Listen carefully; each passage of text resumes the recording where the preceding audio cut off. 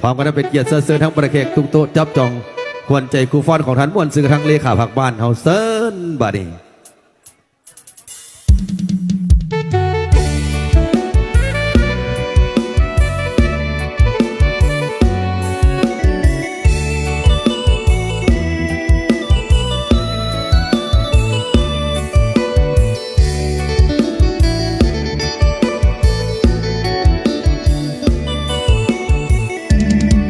เมียนายบ้านจอมขวัญจงเข้าใจน้องจงเห็นใจใจกว้างคือเมน้ำขอรอแค่แลงอแงนาเปื่อนกองจากหน่อยสาวบ้านเขาสิมองสิบนมองตอนหน้าพี่เป็นเมียนายบ้านยิ้มหวานเงาม้วนผู้เสียสละประกอบส่วนต้องส่วนนาทีสามี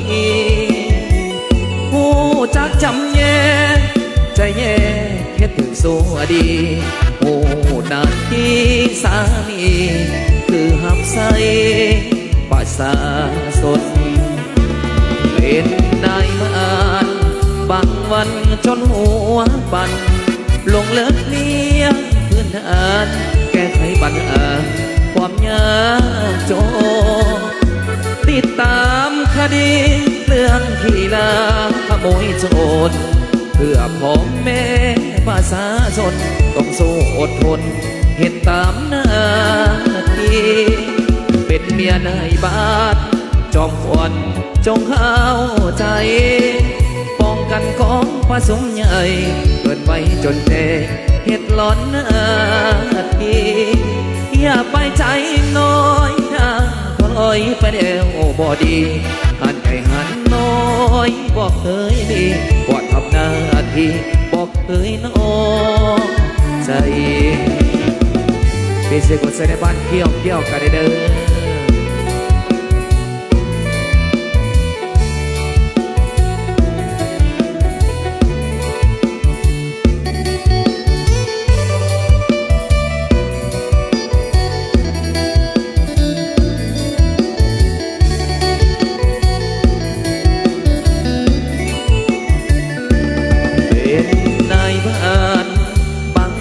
จนหัวปั่นลงเลิกเลี้ยงพื้นฐานแก้ไขปัญหาความยากจนติดตามคดีเรื่องที่ลาขโมยโจรเพื่อพ่อแม่ประชาชนต้องสู้อดทนเหตุตามหน้าที่เป็นเมียนายบ้านจอมขวัญจงเข้าใจป้องกันกองผสมใหญ่เกินไปจนแจ้งเฮ็ดหลอนทีอย่าไปใจน้อยพอน้อยไปเดียวบ่ดีหันใหญ่หันน้อยบอกเอ้ยดีว่าทำหน้าที่บอกเอ้ยน้อยใจ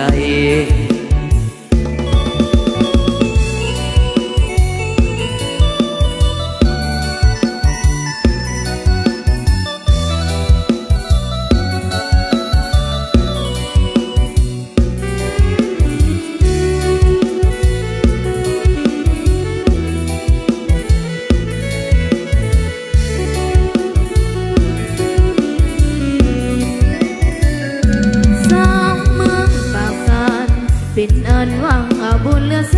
นไปขายเครื่องลงไปได้แฟนสั่งแลนลงมาปากโกอ่านมาแต่ไกลแต่งภาคใต้กับรถแก่คนยกทั้งสองแวะบุญปากคอยสองกับน้อยจึงได้พบกันเที่ยวงานคืนนั้นอุดหนุนจากอายทั้งคืนสู้ใจจากพ่อควันยืนทั้งคืนนางใจบ่อัน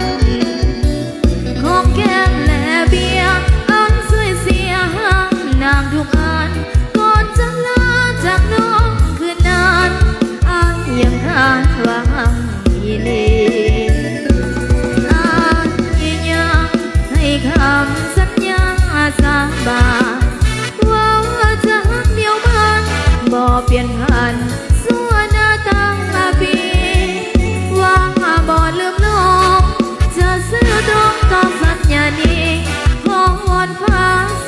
เป็นสักที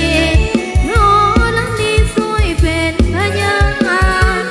ยามอายอย่างไปทางไกลใจน้องความเหงาคิดถึงสายทุกแรงทุกเศร้าความเหงาคิดหอดจอมควันอายมาอยู่เวียงเป็นได้เฮียงกับสาวเวียงจันทน์คิดหอดเดชสองเมืองปากซานอย่าเปลี่ยนทันเด้ออายคนดีเกี่ยวกันไปเด้อเกี่ยวซ้ายแล้วก็เกี่ยวขวา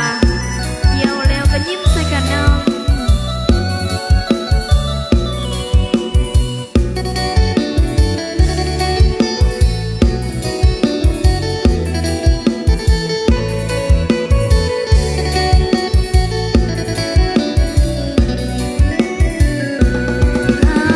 ที่ยังให้คำสัญญาสาบานว่าจะหักนิ้วมันบอกเปลี่ยนผ่านสู่หน้าตั้งปีว่าบ่ลืมลงจะซื่อตรงต่อสัญญานี้ของวอนฟ้าสวยเป็นสักทีท้องหลังนี้สวยเป็นพยานยามอายจากไปทางไกลใจน้องว่าเหงาคิดถึงสายทุกเล่นทุกเศร้าความเหงาคิดห้องหอจอมควันอายก็อยู่เวียงเป็นได้เหี่ยวกับสาวเวียงจันทน์คิดหอดเดชสองเมืองบางแสนอย่าเปลี่ยนทันเด้ออายคนดี